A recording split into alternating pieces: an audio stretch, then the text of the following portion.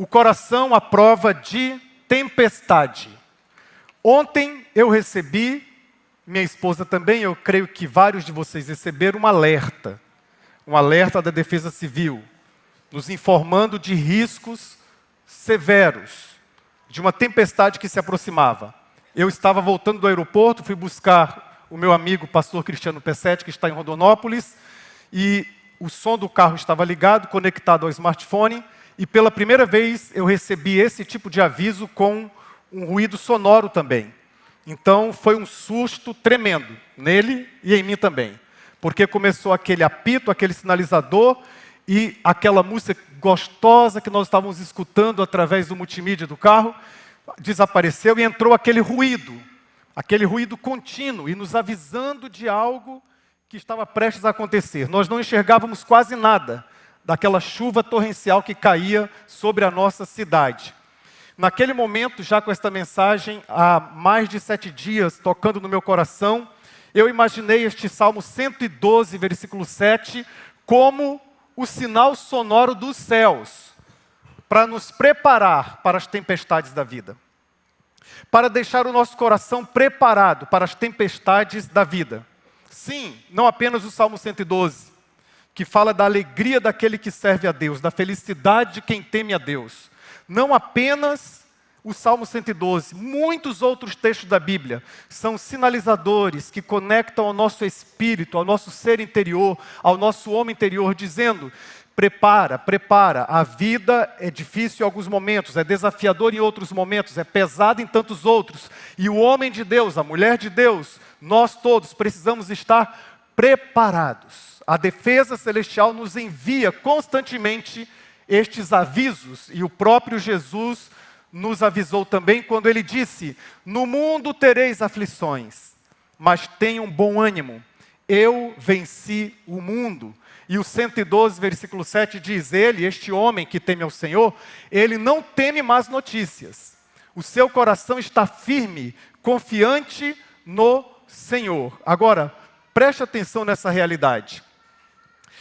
Esse texto nos diz, na primeira parte dele, que há ameaças externas. Quais são as ameaças externas? O versículo 7 diz para você e para mim que são as más notícias. Essas más notícias é a palavra do contexto do Antigo Testamento, a palavra hebraica, shemuah. É uma palavra forte. Significa ouvir. Ouvir coisas ruins. Ouvir notícias ruins. Você não tem controle sobre isso. Eu também não tenho controle sobre essa realidade. A natureza própria é que são realidades externas. E, portanto, exercem sobre você, sobre mim, sobre a nossa casa, a nossa família, uma pressão. Essa palavra, ela traz o contexto de uma pressão externa, que você não tem domínio, que você não tem controle, e que vem como um avalanche, como uma tempestade. Por isso eu estou utilizando, por causa desta palavra, eu estou utilizando a essência como título. São tempestades, são chuvas torrenciais. Você não controla, mas você é ator, é atriz, você passa pelo cenário, você passa pelo palco da vida, pressionado por essas realidades. São muitas, mas eu listei algumas aqui. Apenas algumas pressões externas que têm a ver com más notícias. Más notícias profissionais ou ministeriais, no caso daqueles que também exercem alguma atividade na igreja. São ameaças de demissão, falência, crise financeira, uma tempestade, perda de posição, promoção, oportunidade, críticas, avaliações negativas, fracassos em um projeto. Tem más notícias financeiras propriamente dita. São despesas inesperadas. Às vezes uma questão de saúde vai exigir um pouco mais de fôlego. Perda de investimentos ou patrimônio. Sustento da família ameaçado em função de tudo isso. São tempestades que chegam sem avisar e você não tem o menor controle. Mas tem também más notícias familiares.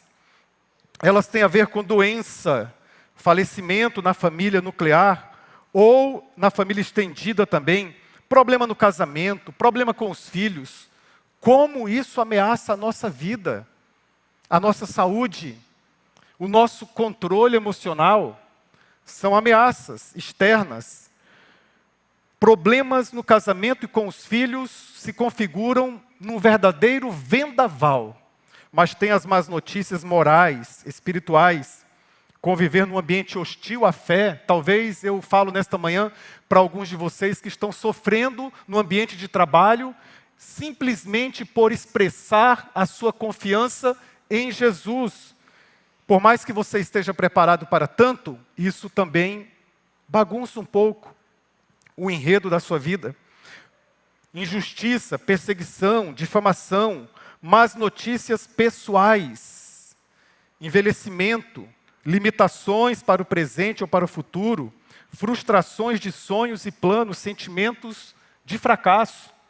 Eu tenho um amigo, pastor de Campinas, ele disse que os seus filhos, ele já tem quase 75 anos, ele disse que as suas filhas a levaram no médico. Primeira vez, aí o médico disse, você está com 20% de perda auditiva. Aí ele voltou para algum outro tratamento e falou, olha, a sua perda muscular, eu calculo aí percentualmente mais ou menos uns 25%. Aí quiseram levá-lo a terceira vez, ele falou, não, deixa o meu cérebro intacto. Eu não tenho 20% a menos de cérebro. Isso que parece engraçado em alguns contextos, ele estabeleceu para si como um marco. Eu estou envelhecendo. E para muitos de nós, fazer as pazes com esta questão do tempo que vai cobrando no corpo, na mente, falamos de esquecimento, isso pode ser uma tempestade. Lidar bem com esta realidade pode ser uma tempestade. A questão da finitude. Visitei minha mãe recentemente e, por iniciativa dela e não minha, nós tivemos uma conversa sobre a finitude.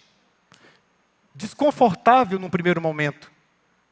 Ela tem 80 anos, mas ela está ativa. Ela sofreu um acidente e fraturou o fêmur, teve que fazer uma cirurgia de emergência. E o médico disse para ela, você vai andar somente a partir de 1 ano, vai começar a colocar os pés no chão e vai andar. Mas ela fez a fisioterapia direitinho e com 4 meses ela já estava andando. E aí ela foi compartilhar comigo todo esse processo da fisioterapia, que ela colocou na cabeça que tinha que obedecer 100%. Atenção, os nossos queridos idosos, obedeçam 100% os médicos, os fisioterapeutas, a filha, o filho, vai ajudar nesse processo. Mas eu não falo ainda, talvez quando chegar o meu dia, né, daqui a uns 20 anos, talvez um pouco menos, nós tenhamos outra conversa sobre isso. Mas são tempestades. E ela começou a conversar sobre a finitude, aquela conversa desconfortável foi fazendo uma curva e uma paisagem nova foi surgindo e ela foi transferindo para dentro do meu coração de filho uma paisagem nova, bonita, sobre essa realidade, sobre esse contexto. E o meu coração foi se alegrando de perceber que eu tenho uma mãe sólida, consolidada na fé, articulada bem na fé, que nos foi dinamizada, que nos foi entregue. Mas essas más notícias, elas tocam o nosso coração. As frustrações, as más notícias pessoais, que têm a ver com frustrações de sonhos, de planos, sentimentos de fracasso, enfim. Tudo isso pode se configurar num contexto de más notícias. E nós nem incluímos aí as más notícias sociais, econômicas, que tem a ver com nações, com guerras, rumores de guerras. Esse contexto todo que vem de fora e que nós não temos controle. O que vem de Brasília, e muitas vezes você se pega com o coração desanimado, dizendo, não vai dar em nada, isso vai acontecer e vai surgir como sempre foi, e o seu coração desanima, porque você começa a enxergar essas más notícias, aqueles que deveriam propagar a justiça do país, estão enveredados em contextos de profunda corrupção, e isso angustia o seu coração, angustia o coração de todo brasileiro, que quer servir a Deus com honestidade, com integridade. Tudo isso são pressões externas. Mas o Salmo 112, especialmente o versículo 7, sinaliza. Pode piorar. Jesus disse, no mundo vocês vão ter aflições. o contexto pode piorar um pouco mais. Prepara o teu coração, prepara a tua alma, se acalme, porque há uma realidade interna que se contrapõe a essa realidade externa. A expressão hebraica, diferente da primeira, que é tempestade torrencial, é a expressão hebraica kun. E ela significa coração firme, coração preparado. Essa expressão é como alicerce. Olha que coisa interessante. Essa expressão ela era usada na antiguidade como na área da engenharia, na área da arquitetura antiga. Essa expressão, coração firme, ou a expressão firme, ela tem um contexto de alicerce. Conquanto as ameaças externas, elas acabam balançando a nossa existência, balançando a nossa vida por todos aqueles motivos, ou más notícias listados agora há pouco, e tem muitas outras, a lista não é exaustiva, há um alicerce. E que alicerce é esse? É um coração firme. O segredo da resiliência bíblica não está na força de vontade de nenhum de nós. Não está numa ordem externa, dizendo, fica firme, fica em pé. Não está na comparação externa também, que alguns fazem, bem intencionados, dizendo, você tem isso, você tem dinheiro, você tem saúde, por que você está triste? Tem pessoas que não têm nem o que comer, pensa nelas. Não, esse tipo de comparação só machuca, só massacra, porque cada ser humano é individualmente uma realidade, se constitui num único ser. Mas a Bíblia não vai por este meandro, por este caminho. A Bíblia diz só o seguinte, você tem uma realidade externa, e quando ela choca contra a sua vida, você encontra dentro de si um alicerce. Kun é a palavra, um alicerce. Está firmado, consolidado. Por isso que na sua versão e na minha, a expressão é o coração firme. Também pode ser traduzido como um coração preparado. Um coração preparado. No hebraico, a palavra lev, coração, significa o centro da vida. Não é simplesmente o que a nossa cultura traduz como sentimentos, mas é a sede do ser, o centro da vida. E a Bíblia diz que este coração firme, ele toma decisões baseados em princípios eternos. Ele vai enfrentar dificuldades, ele vai enfrentar lutas, ele vai enfrentar más notícias. O jornal do dia da sua existência pode trazer na primeira página um alerta de tempestade, mas ele vai permanecer firme. Agora olha que coisa interessante que eu anotei aqui. Todas as vezes, ou não todas as vezes, mas predominantemente na Bíblia, quando aparece essa expressão para coração firme, ela faz um contraste, meus irmãos, com um coração derretido. Então, de um lado tem o coração firme, do outro tem o coração derretido. São vários textos da Bíblia que falam desse coração derretido, mas eu peguei Josué capítulo 2, versículo 11.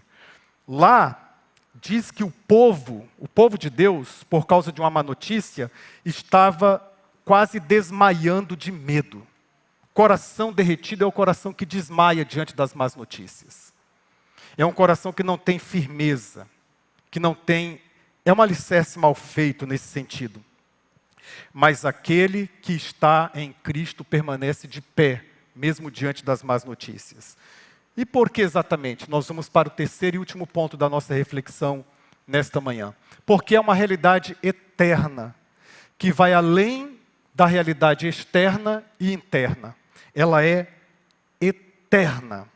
Essa firmeza, ela é caracterizada aí na parte C do versículo. O versículo diz assim, ele, este homem que teme ao Senhor, ele não teme más notícias, porque ele confia no Senhor. O seu coração está firme, o seu coração tem uma engenharia diferente. O seu coração tem alicerce, tem fundamento. Mas está fundamentado em que exatamente? Olha o versículo 7. Está fundamentado no Senhor. Ele é confiante no Senhor. E aí a terceira palavra que eu quero ensinar para todos nesta manhã, que é a palavra hebraica batar. Batar significa ponto de apoio. Porto seguro. Firmar-se no Senhor. Era usada também nas navegações antigas por ponto de âncora. Era o lugar exato ali no oceano onde os marinheiros sabiam que poderiam lançar âncoras. Estaria firme. Então eu quero dizer, em nome do Senhor Jesus e na ação poderosa do Espírito Santo de Deus, que se você nasceu de novo, você nos momentos mais complexos da sua existência, tem um ponto de apoio, tem âncora, e o nome onde esta âncora é lançada e fixa se chama o Senhor Todo-Poderoso. É Ele que sustenta a sua vida. Ele é âncora nos momentos mais difíceis. Ele é âncora quando você recebe uma má notícia. Ele é âncora diante do aviso de tempestades na sua existência. Ele é âncora, ele é porto seguro, ele é ponto de apoio. E qual o resultado desta confiança? A paz que excede todo entendimento, que guarda a mente e que guarda o coração. Muitas vezes o navio da vida, ele vai continuar balançando um pouco, porque as pessoas muitas vezes confundem. Eu sou pastor há quase 30 anos, e elas gostariam de experimentar quase que uma anestesia que é promovida muitas vezes por um medicamento. E elas reclamam que muitas vezes, mesmo orando, mesmo buscando a Deus, a embarcação continua balançando. Sim, porque isso faz parte desta vida do lado de cada cortina. Mas mesmo que a navegação balance por alguns momentos ainda, o resultado será a paz que excede todo entendimento. É a oração que acalma a alma, essa do Salmo 112, versículo 7. Então o Salmo 112, observa bem, qual é a primeira palavra do 112? Aleluia. Qual é a palavra seguinte? Bem-aventurado. Olha que coisa interessante, isso não é por acaso. O texto começa com o céu, mas depois começa com o céu na terra, no coração de um homem bem-aventurado, de uma mulher bem-aventurada. No meio diz que este homem bem-aventurado, ele tem o seu coração firme no Senhor. E finalmente o capítulo 112 termina dizendo que esse ímpio, o ímpio, ele vê isso e fica furioso, ele range os dentes e se consome. O desejo dos ímpios será frustrado, ou seja, ele vê o quê? Ele vê que o Senhor está cuidando do seu povo, está cuidando de nós.